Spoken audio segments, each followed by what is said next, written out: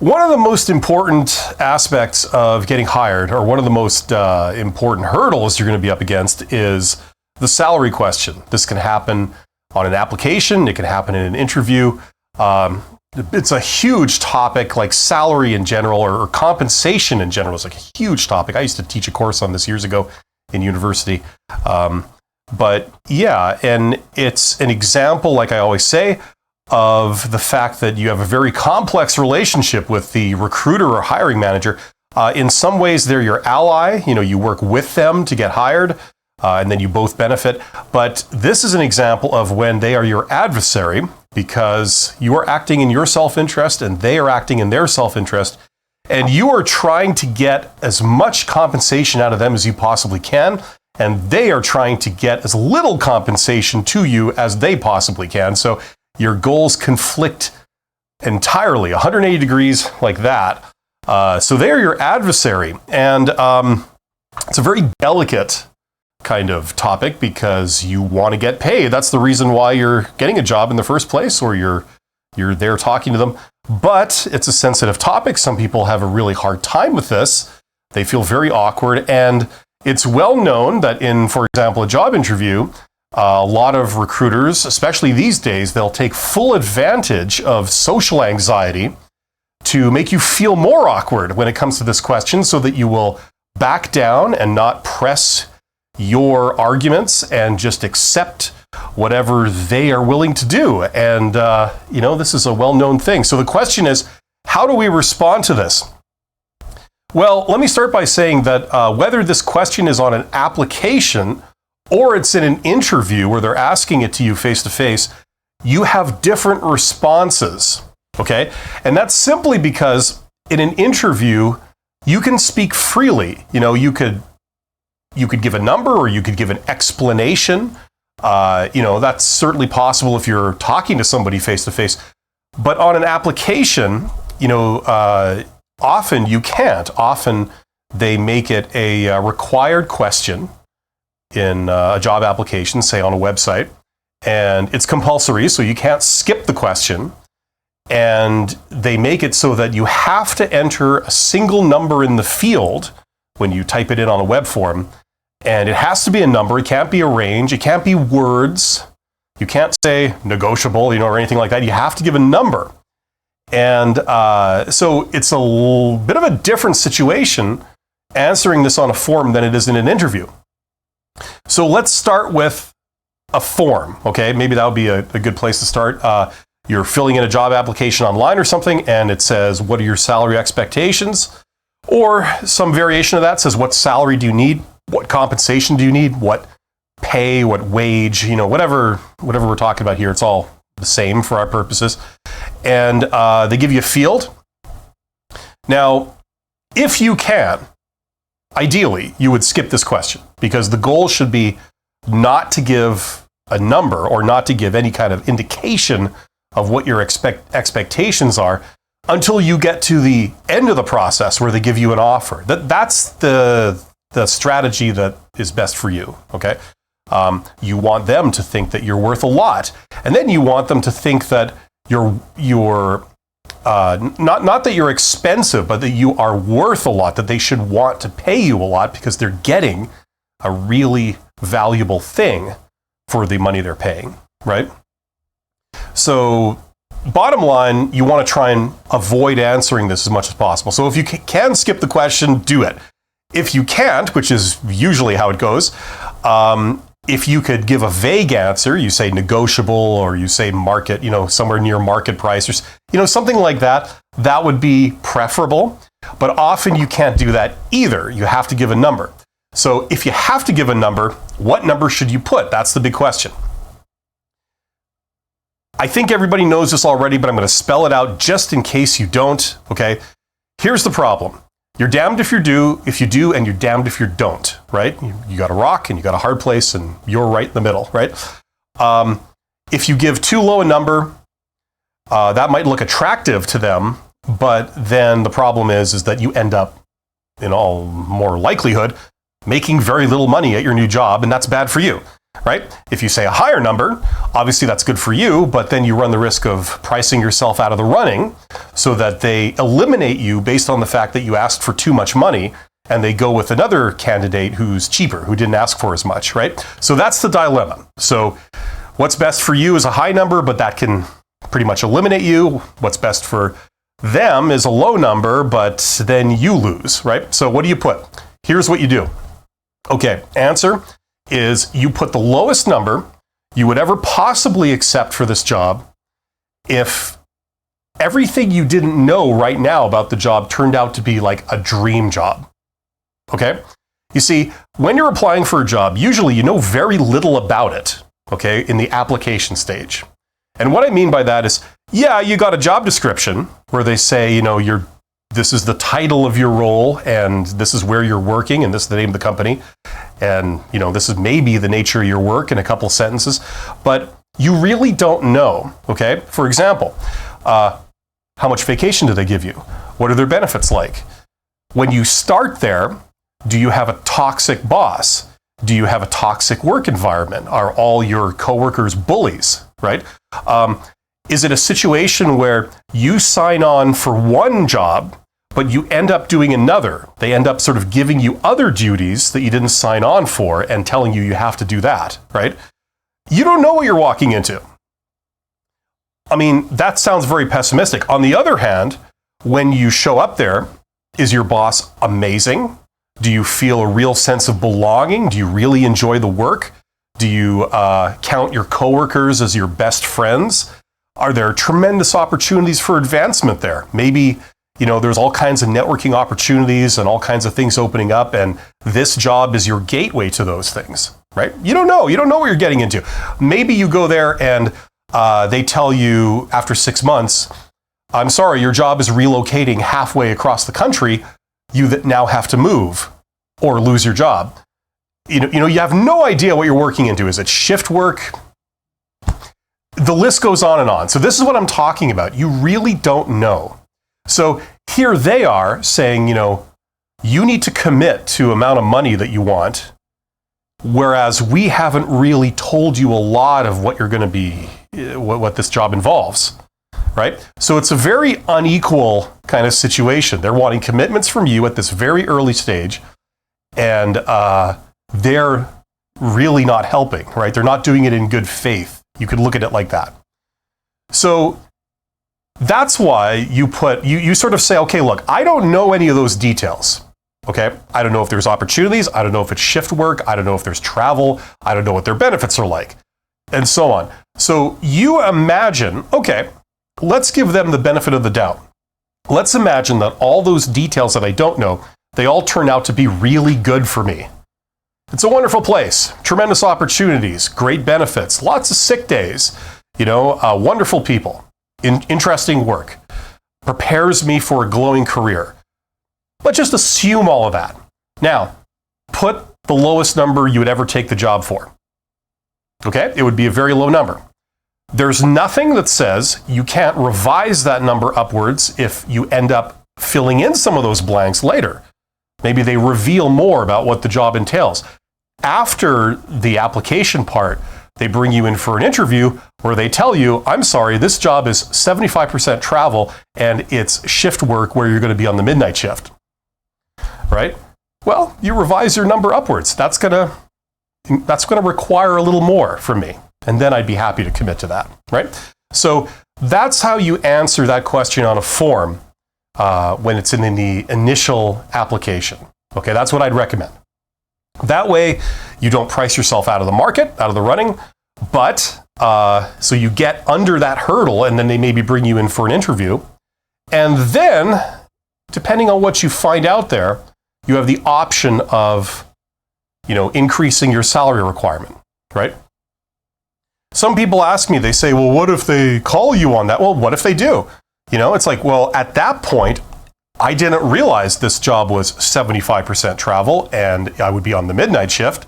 That was not disclosed in the original job application. So I responded to what you guys had disclosed in the application. Now that I've discovered this, my situation is such that I'm going to need this. And there you go, right? So you don't fall for this kind of crap. Now, that's if it's on a form. Let's pretend that you get to an interview. Okay, so you go down to a job interview, and one of the questions they're probably going to ask you right off the hop, somewhere in the initial interview, because sometimes the hiring process involves more than one interview, depending on what level you're at and what industry you're in. In the first interview, definitely, they're going to be asking you, what are your salary requirements? And now you don't have to confine yourself to a number. You could say anything you want. You could say something very vague. You could give a number. You could give a range. You could refuse to answer the question. There's all kinds of different things you can do when you're in person, right? So I did a video on this years ago. It's very popular on my channel. It's got millions of views. I recommend a 3-stage answer. Okay, so if they bring this up, you try your darndest to avoid the question. You don't want to give them a number. That's not good. Okay, because once again, you're faced with that between a rock and a hard place thing. If it's too high, they can eliminate you outright. If it's too low, then you're sort of almost committing to not being paid very much, in which case the job doesn't make any sense. So the first response you give is, I'm sorry, I would need more details to answer that. I can't answer that right now. I need much more details, get more of a feel for this job before I'd be able to give you an accurate answer on that. Now, a lot of times a recruiter will just move on to the next question, okay? If you've never done this before, make sure you don't just keep waffling like I'm doing right now. I keep talking, right? What you want to do is you want to give that answer and then you want to shut up, right? They say, what are your salary expectations? And you say, I'm sorry, I would need to know a lot more details about this role and about this situation before I could really give you an accurate answer on that. Just like that, right? You don't keep blabbing. In most cases, the interviewer will just be, okay, and then they move on, right? Now, sometimes they will press you. They'll say, no, I'm sorry, I really need for you to give, a more detailed, precise answer to that. And then you move on to the second stage, right? You're still wanting to avoid answering this question. So here's what I recommend you say next. You throw the question back at them. You say, this position has been approved, right? It was approved by the company. Therefore, the salary range must have been approved. So can I ask what it is? Right? So you throw the question back. What is the salary range for this? And then if they tell you, they give you a range, they say somewhere between here and here, you say, okay, well, somewhere in there works fine for me. Right? So you would like to leave matters there. So if they call you on, they press you further with the initial answer, which is I need more details, you move on to the second stage where you throw the question back. They say, well, we need you to answer that question more precisely. And you say, okay, well, listen, this position has been approved. So therefore, the salary range must have been approved for this position. So can I ask what it is? And then sometimes they'll give it to you. They'll say, oh, it's between this and this, in which case you still don't give a number. You just say, well, that works for me, right? Somewhere in there works for me. I'm sure, we can find somewhere in there that works for both of us, something of that nature. Other times they'll really show you how obtuse they're being, and they'll say, well, we don't know. Yes, that's right. I'm recruiting for the job, but I have no idea how much it pays, right? As if anyone's going to believe that, right? That really exposes how fake and stupid the whole thing is, right? It's a tap dance. So, it's like, okay, well, there you go. You're not going to answer me seriously, so, I can't answer you. And sometimes that's where it ends, okay? Hopefully that's where it does. Sometimes it does. If not, if they press you even further, you move on to the third and final stage of this, third and final response, okay? Where they say, I'm sorry, we really need you to give us a number, like I need an actual number that I can write down. Okay. And then you say the third and final thing. And the third and final thing is you give a wide range. Okay. Really low to really high. Now, those two limits, the low number and the high number, okay, they're not ridiculous. They're not like, just stupid, right? Like anything between $1 and $20 million. No. You give a range that goes from really low to really high, where both numbers are technically possible, but it's a stretch. It's the limits, okay, of that range, right? And you say, listen, look, at this early stage, all I can tell you is somewhere between here and here, somewhere in there, would be fine. That's all I can say. That's the most I can say right now. If I tried to make it any more precise, I'd just be pulling a number out of the air, right? So you give them a wide range.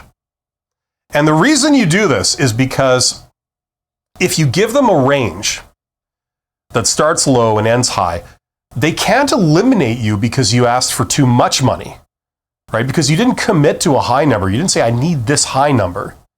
You said somewhere in here, right? And that range starts pretty low. So they can't eliminate you based on salary demands.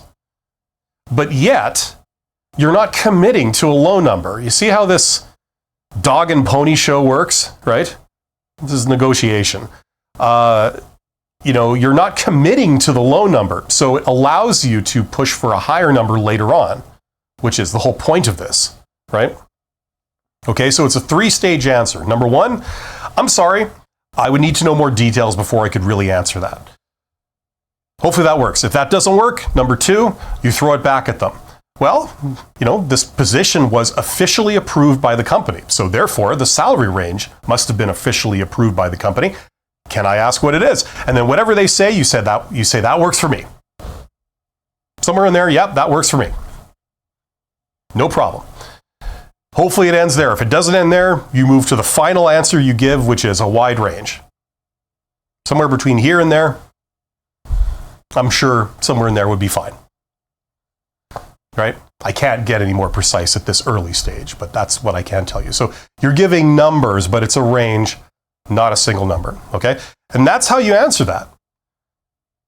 And then if hypothetically they were to try and put the screws to you even more, which is kind of a stretch at this point, they're stretching what's reasonable and polite.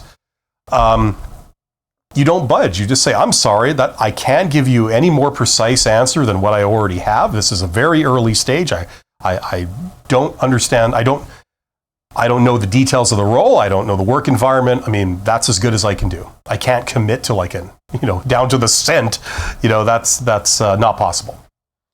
Right? So that's my recommendation for how to answer this in a job interview. And earlier we talked about how to answer this on an application where you have to give a number. So hopefully that makes sense. That's what I have to say about that. Let's go to you guys. I see there's some people in the chat. Thank you for being here. Thank you for participating. Let's go to your questions.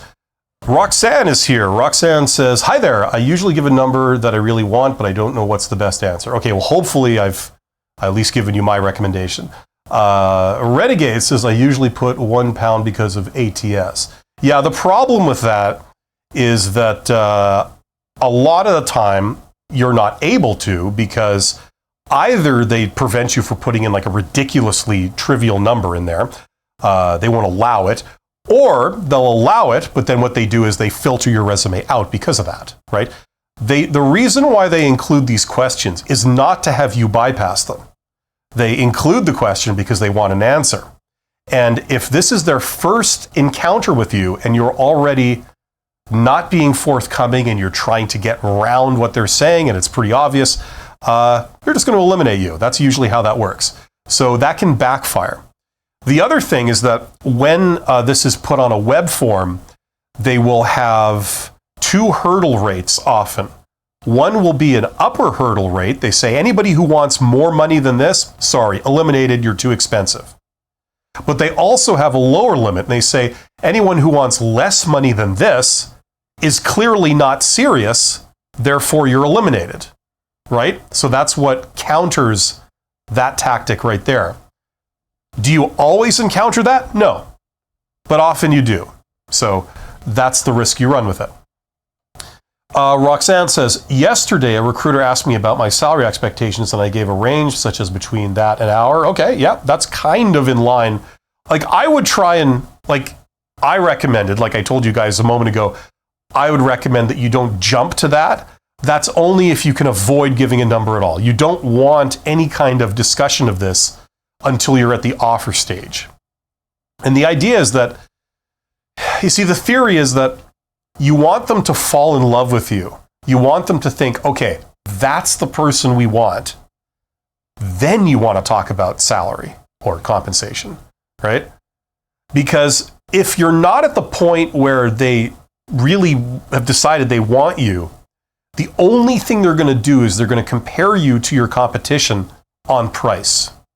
That's the sort of buying process. Like when you go to the store, you go to the grocery store to buy bread, and you're confronted with a whole row of different bread products. They're all slightly different and they all have different prices, right? What's the first thing you do if you don't have it into your brain like I want this particular product? If you're just browsing, what do? The first thing you do is you look at the price. And if one loaf of bread is $1 and the next one is $10, you're probably going to eliminate the $10 one just outright, like out of hand, without even investigating it further, right? Maybe the $10 loaf of bread is the best bread you'll ever have in your entire life, right? But you're not going to get that far because you've just eliminated it based on the fact it's $10, right? So that's the syndrome, that's the effect we're countering with this, okay? You want them to look at you alongside the other candidates. You want them to get to know you. You want to stay in the running long enough where they get to see what your value is. And they go, hey, this person's actually pretty good. They have all the skills. I get along with them great. They seem to have the right attitude and the right ambitions. Like they seem to fit right in here. I like them, you know? You don't want to be eliminated on price before you get to that point, right? You want to get there, and then once they've decided that you're the one they want, then you want to discuss salary after that. Carl Pearl says, so does the answer change depending on the stage of the meeting? Absolutely. At the beginning, you don't want to discuss salary, right? At the end, you do. That's the most obvious change, right? Carl says, let's say that we are having a brief meeting of 15 minutes, for example, the typical meetings on remote jobs. Okay, but when we say, I guess I need more detail, we need to add something more, I think. No, you don't. No, it's the first attempt to bypass the question, right? I mean, you can if you want, but you don't have to. And it's not that you don't need anything more. This is the very first time they're talking to you.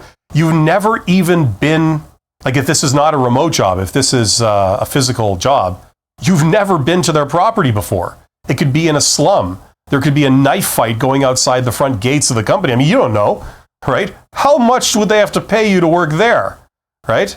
You go there, it's unhealthy, there's chemicals all over the ground, there's, bullies like, around the front door. You have no idea, right? Let's say it's a construction job, Some of this stuff I'm saying isn't as far-fetched as you might think. So, you know what I mean? You've never even been there. You've never even seen your boss. You've never even seen the work that they want to do, that they want you to do. You don't have any idea of the conditions, and there could be some pretty unpleasant surprises when you get in there. So, you know what I mean? The other thing is that with all jobs, there's risk. Let's say that you're gainfully employed right now and you've got a fine job going. Doesn't pay amazing, but it's good. You like your job. You've been there for a while, right? Let's pretend these people offer you a job. They say, fine, okay, you start March 1st. You say, great. You quit your job February 1st or whatever, right? You throw it away.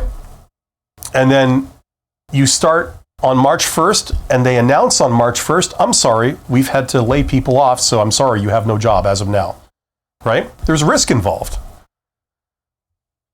You need to be compensated for the risk. You know what I mean? Roxanne says, the recruiter told me $38 per hour because I asked him what the client's budget. I hope I'm not eliminated.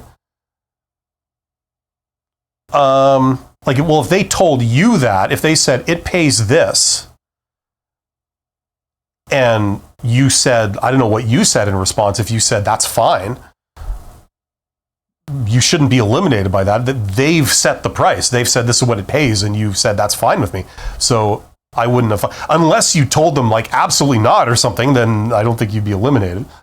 Buteween says, what does it mean when an owner gives a quick, snappy interview, gets sort of impressed, and doesn't bring up salary? That's a good thing. That's a good thing. You know, like, look, it takes all kinds. There's some bad employers out there, but there's a lot of good ones. And, a lot of hiring managers are willing to pay a decent amount if they get a good employee. You know what I mean? Obviously, that isn't universal, but a lot of times that's what you encounter. So, it could be a situation like that. They don't want to talk about salary. They want to see if you're the type of person they're looking for, if they're interested in you. That's the first thing. If they're interested, then they'll get to the salary part.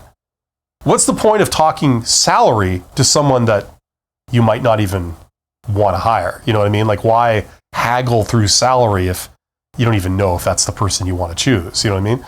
So it could be that. That is a thing that happens.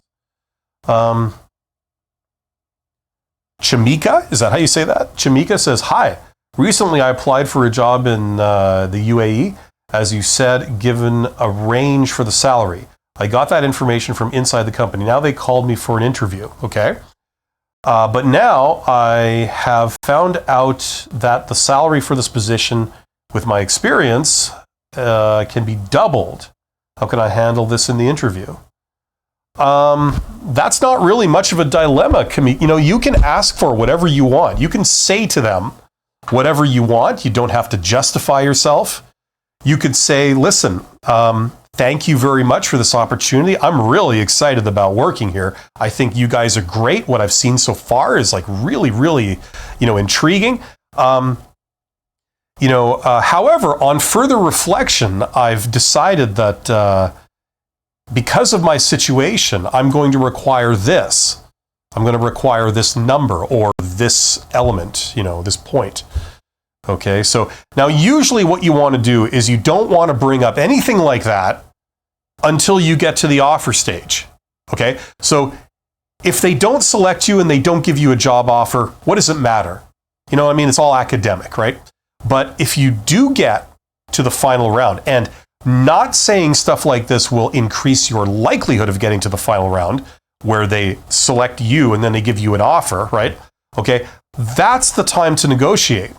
Because at that point, they've decided you're the one they want. They got their heart set on you. They've already committed to doing background checks and to writing you a potentially custom offer, right? So all that work is done. And if you were to pull out now, you say, I'm sorry, I withdraw my application, or no dice, your offer is not good enough. It causes them pain. Okay, they've done extra work for you. The hiring manager has gotten their hopes up that A, they're going to get you, and B, the process is now over. Okay, and if you pull out now, a couple of things happen. Number one, if there's a recruiter involved, it's embarrassing for the recruiter, because the recruiter is like a consultant. They advise the hiring manager and they say, well, I think this candidate is the one that you should go with. They also say this is a reasonable amount of compensation to offer them, so I say we go with this, right? Now, if you then throw that back in their face, that obviously shows that they got it wrong, right? So it's embarrassing for them. And for the hiring manager, first of all, they might be disappointed they don't get you. They're starting to envision you as the new employee. And number two, it means that the process now has to keep going. They were hoping for this to be over. And hiring managers, they don't like doing this process. They have actual work to do, like running something, running a department or running a team or whatever they're doing. The hiring process is not the standard part of their role. They do it when they have to, but that's not the reason why they're what they concern themselves with. This is a distraction. This is something that takes up their time, takes up their effort. They have to sit in rounds of job interviews when this is not the core competency of what they do. They might run a production operation or a marketing department or an accounting department or whatever they do, right? This is a sideshow. They want this to be over. So when you throw the offer back at them, that causes them pain for a variety of reasons. They don't want an offer to be declined by a candidate, okay? So that's the time to negotiate.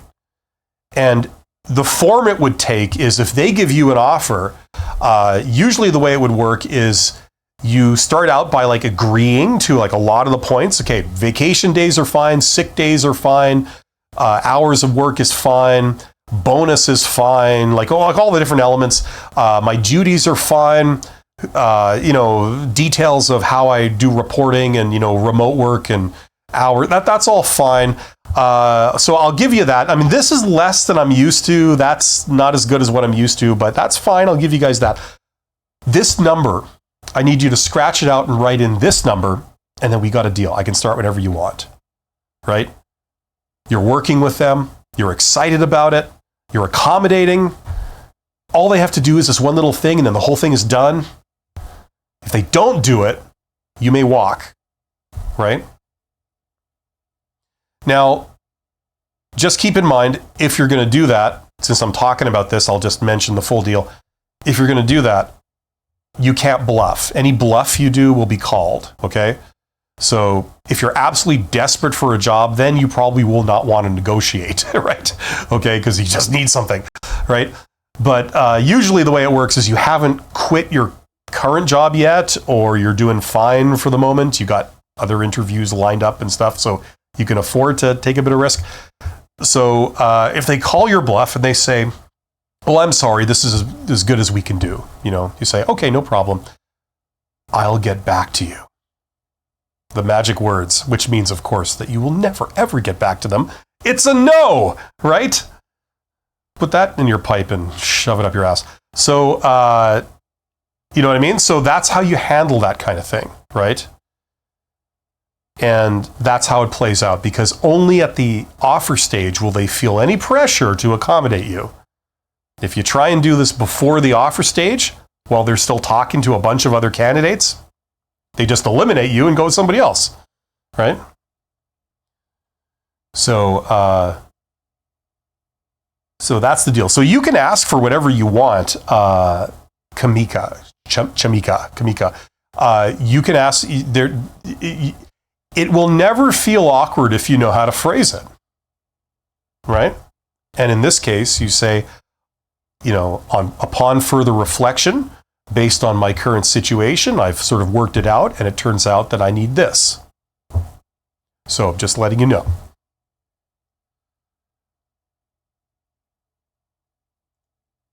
Right? You're welcome, Kamika.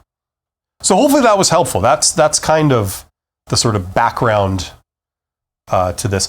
Salary and negotiation are like big topics. There's a lot of elements. There's a lot of things all happening at once. But hopefully that gives you an idea. Certainly for worker level jobs and stuff. That's about all there is. That's kind of the way this plays out. There's not much more. If you do higher level stuff, it gets like exponentially more complicated. There's many different components to compensation. They give you different things. So it's not always just salary. There's like other things in there. There's like signing bonuses. There's other types of bonuses and performance pay. You might have profit sharing. There's all kinds of components. They might even give you stock. It's like, depending on what level you're at, or, whatever weird hangups that employer might have. I remember the very first career job I took when I was like 25 years old or something. They gave you stock. They gave you shares. It's like they gave you money, but then they gave you shares, and I didn't understand what the shares were at that point in my life. I was like, what's this? It's like, what the hell do I do with this? And it was kind of, in a way, it wasn't bad that I didn't understand what it is, because it was an obfuscation. It was like a thing that makes them feel like they're giving you something really valuable. So you're supposed to feel like this is a really valuable thing, when in reality it kind of wasn't. So,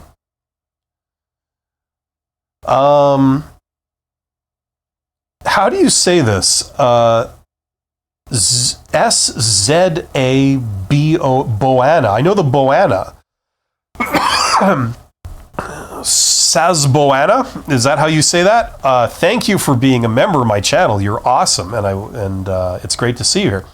Sazboana says, if they force me to give a range and I see that it's too much, should I add something like it's negotiable, or is it too late? Hold on a second. Oh man, as I try to resist going into another coughing fit. My eyes are watering. Okay, so if they force me to give a range and I see it's too much, should I add something like... Usually they'll force you to give a number. Like, that's what they want. They want you to commit to a number. They actually don't want a range. They want to pin you down to a precise number. Listen, like, okay, they might have all kinds of wants, wills, and needs. They would love you to play right into their hand. They would love you to say, I'll work for minimum wage, no matter what the job is, right?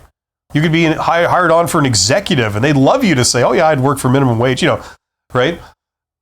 Yeah, they always want you to go lower, right? That's what they do, right? The same way you go to a store and you need to buy food or whatever, you will always want them to price it lower and lower. There is no lower limit. As low as possible, right? As low as you can get is the right price, right? So, some good employers will keep it polite and cordial and follow etiquette and protocol, and they won't put like undue social pressure on you, right? Other less sophisticated employers, bad employers, they'll like practically bully you, to give the right answer. You say like, I need this, and they say, that's ridiculous. I mean, please, come on. You insult me by giving me a non-serious answer? Come on, how much money do you need?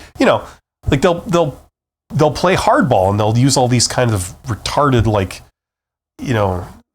tactics to try and get you to commit to a low number. It doesn't work in the end, by the way, but they'll do that. Now, I wouldn't say it's negotiable, because, like, you know what I mean? Like, that's personally, this is my personal opinion about it. I wouldn't say it's negotiable. I just don't like that phrase, because it's like you're backing down. Like, you say, I need this much, and they say, are you sure? And you say, well, it's negotiable. It's like, no, I need this much. And they say, are you sure? Yes, I'm sure. That's what I need. Because you've done your homework. You've thought through this. You've decided, okay, it only makes sense for me to take the job if I make this much. If I don't make that much, then it doesn't make any sense for me to quit my current job and move over there. Or, I've got 3 interviews lined up in the next month. It doesn't make any sense for me to like jump at something that's only paying this much, because I know that, people with my skills can make somewhere in here. Why would I jump on this and commit to that? You know what I mean? Right? So you've done your homework. Kind of what makes sense for you and what doesn't. That's a key requirement of doing this, by the way. You can't just go in there and push for as much as you get and you have no idea what you need. Right? Okay, so personally, I wouldn't say that. Like, you can if you want, but it's not the end of the world. But it might get them off your back, but temporarily. But then if they bring it up again, you said it was negotiable, so they're expecting you to go lower than the number that you said earlier. You know what I mean? You're welcome, Roxanne. You had a very intelligent question there. Says Boana says, thank you for your answer. Another question, should I ask or tell what? About the salary if they don't ask on the last interview? No, don't bring it up. Don't bring it up. As I said, the only time you want to talk about this is the offer stage. And what that means is when they've given you an offer and you see what they're offering, that's when you want to discuss it, right? If it hasn't gotten to that point yet, and it might not even get there, don't bring it up because you don't want to talk about it. You want them to fall in love with you. You want to tell them why you're awesome, all the things you can do for them, how you're an amazing employee, how they'll never have any issues with you. That's what you want to communicate to them. Not like start bringing up salary, you know? Okay, so if they haven't brought it up, just let it lie. Like, just don't mention it. Okay, you're going to have, if they hire you, you're going to have to talk about it eventually. Wait till you have to. Wait till the offer. Buena says, it was superficially discussed in the first round. Okay, yeah. Let's see if you can get to the end of the process and then pick up where it left off. And remember, you can ask for anything you want. You know, you have the right to ask for anything you want. You have the right to say, I will only take this job for this amount of money. Now, they have the right to say no to anything, right? Everybody's got their rights here. Everybody's free to act. You're not like required by law to work for them as a slave. You know what I mean? So don't worry about like, oh, it might be awkward to ask for what I need, you know? It's like, no, just simply learn a couple of key phrases that allow you to state your position, what you need, you know, without any undue awkwardness. It's a perfectly reasonable thing, right? And then they can decide what they want to do from there. But like just caving to them at every juncture is not the way to go, right? So don't feel awkwardness. What you want to try and do is avoid the discussion until the very end. Ideally, that's what you can do. So hopefully that makes sense.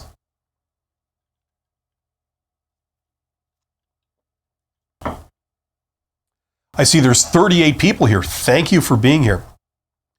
Incidentally, if you want to go deeper into this stuff and my advice for like every other aspect of getting a job, check out that course. There is a link in the description box underneath this live stream.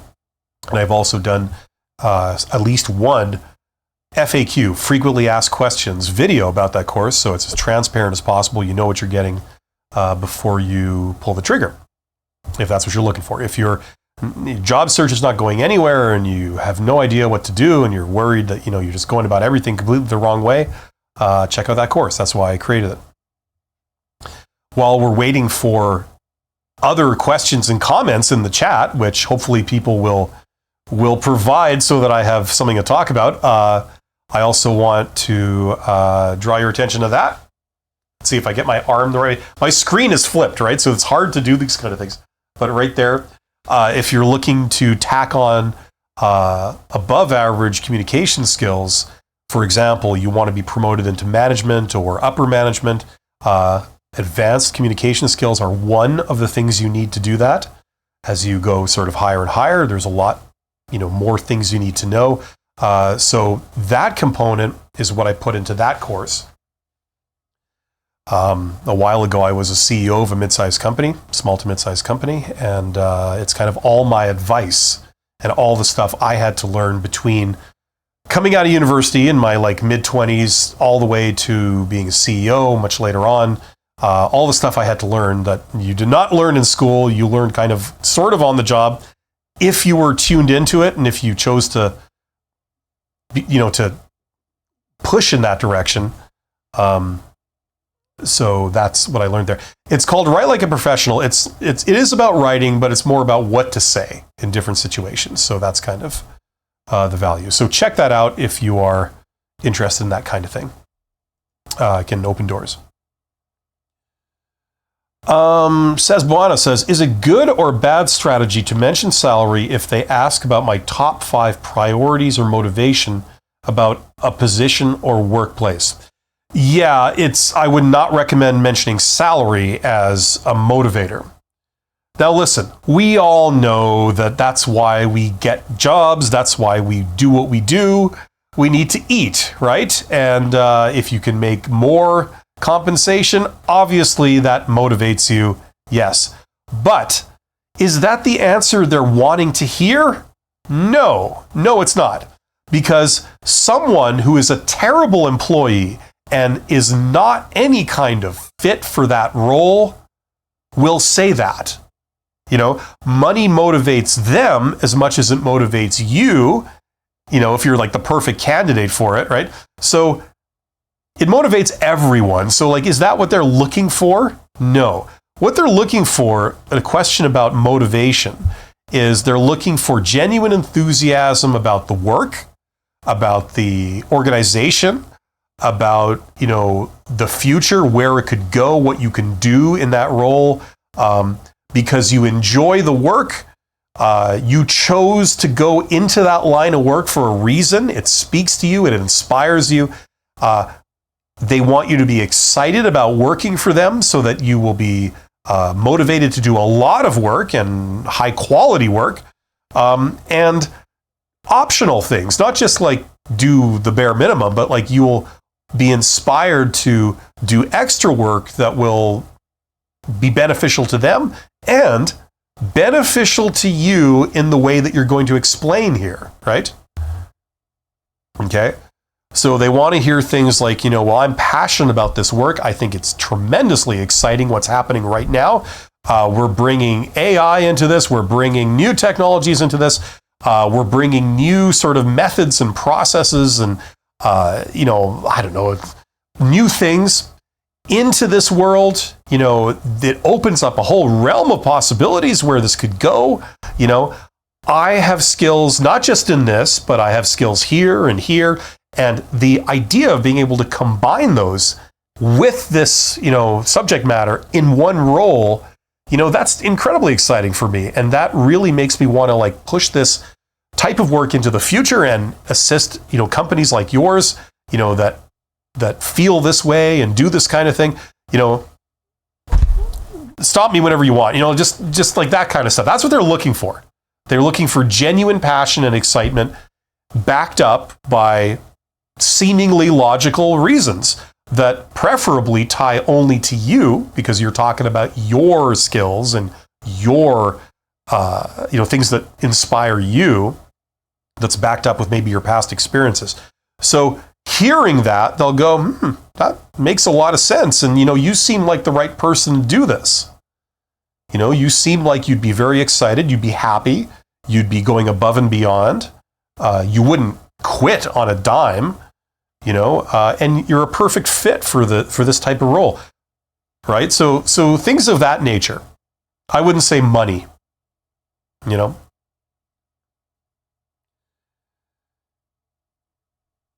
Chris says, would you recommend saying, I have a salary range in mind that I'm comfortable with, but could we save that a bit later when I have a better grasp of exactly? No, I wouldn't say that. You're absolutely right that is the right strategy, but you don't articulate that out loud. It's like saying, okay, we're in a job interview.